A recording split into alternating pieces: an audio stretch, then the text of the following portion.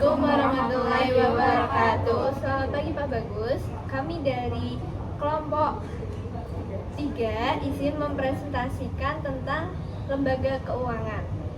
Perkenalkan, saya Rifa Maika Ayesa Ayu dari NIM 219. Saya Senang Magasaan, NIM akhir 147. Saya Datri Sawi Rahmani, NIM akhir 163. Saya Salma Zahra dengan NIM akhir 159.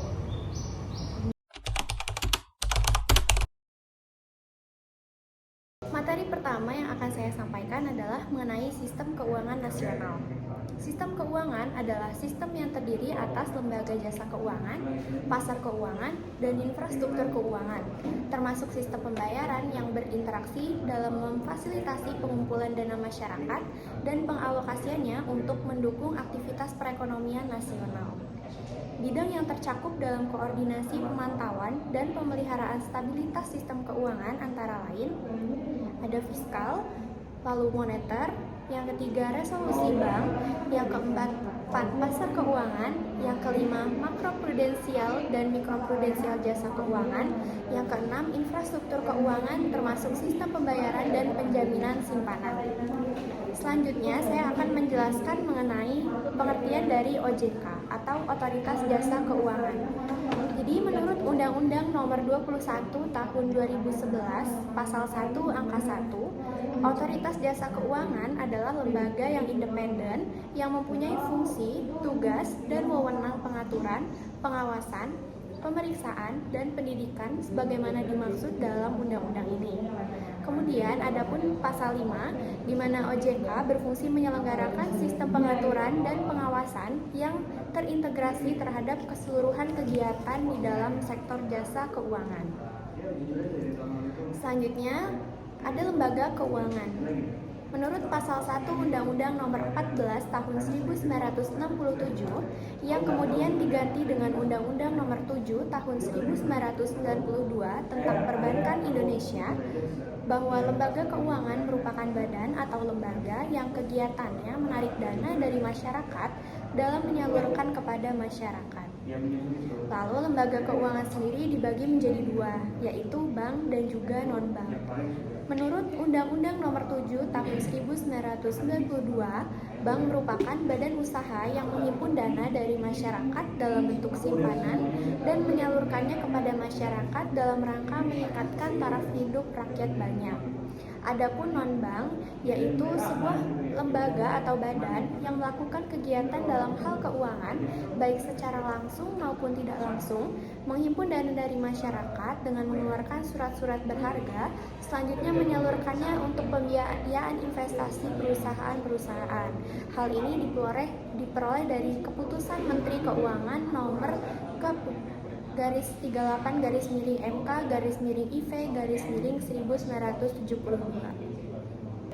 Baik, selanjutnya saya akan membahas tentang fungsi lembaga keuangan bank. Jadi yang pertama itu ada tempat menyimpan uang. Jadi bank itu menyediakan layanan penyimpanan uang yang terdiri dari berbagai bentuk seperti rekening giro, deposito berjangka, dan juga tabungan. Nah, yang kedua itu sebagai pembeli atau penyalur kredit. Jadi bank itu memanfaatkan dana dari nasabah untuk disalurkan dalam bentuk kredit kepada pihak yang membutuhkan pembiayaan. Kemudian yang ketiga sebagai perantara dalam pembayaran. Jadi bank itu berperan dalam memfasilitasi transaksi pembayaran baik secara langsung maupun melalui sistem pembayaran antar pihak. Kemudian yang keempat, mencetak uang. Sebagai catatan, tanggung jawab dalam mencetak uang berada di tangan bank sentral. Baik, selanjutnya lembaga keuangan bank itu terdiri dari bank umum dan juga BPR. Nah, perbedaan antara keduanya itu antara lain bank umum itu menyediakan layanan lebih luas dibandingkan BPR, termasuk penerbitan surat utang, penyimpanan barang berharga, transaksi valuta asing, serta layanan keuangan lainnya seperti clearing, transfer, dan inkaso yang tidak disediakan oleh BPR.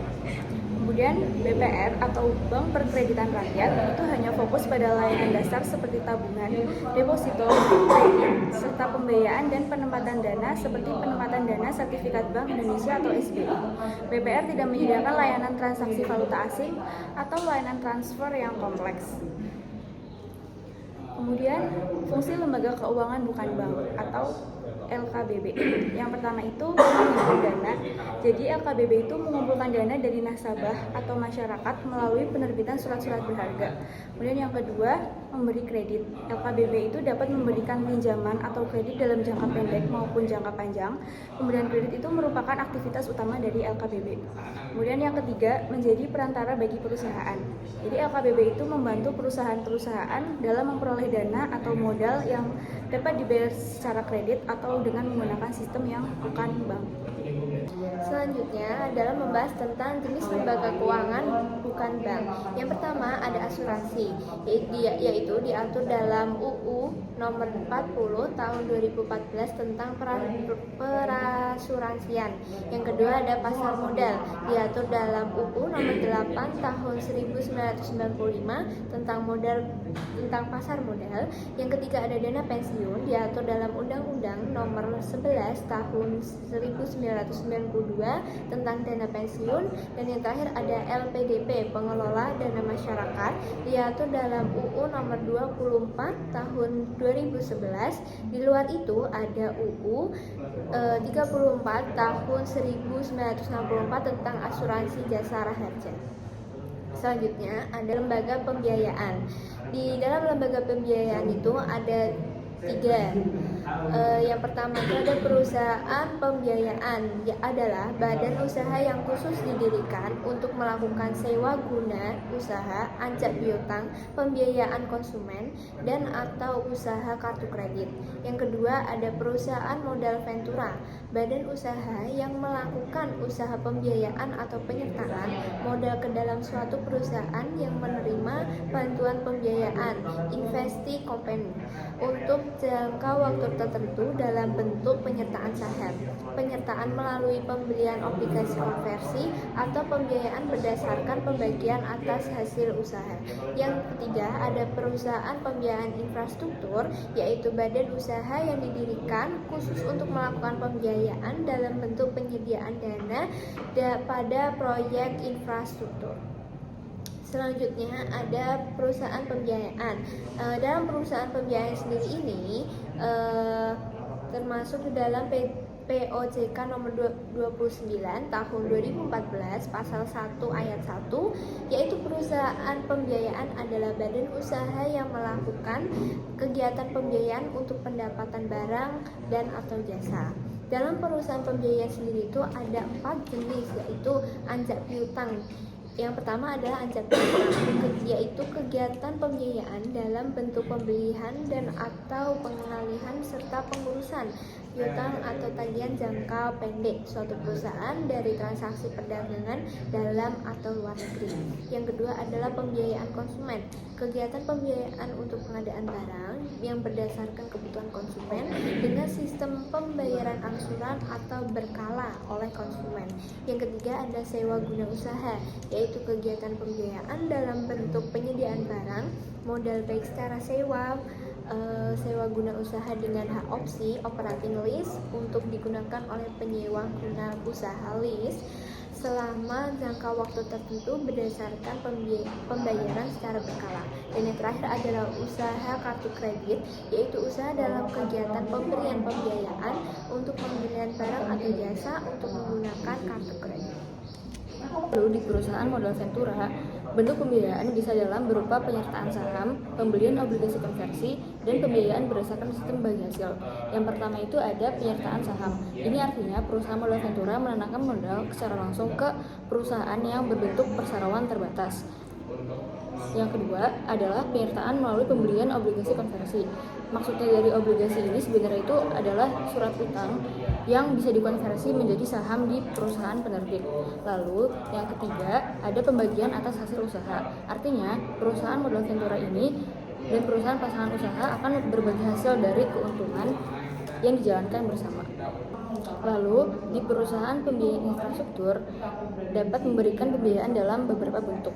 Yang pertama ada pemberian pinjaman langsung atau direct lending. Perusahaan pembiayaan infrastruktur memberikan dana secara langsung kepada pihak yang mengerjakan proyek. Yang kedua ada refinancing atau pembiayaan ulang. Bentuk ini dilakukan terhadap proyek yang sudah sebelumnya dibiayai oleh pihak lain.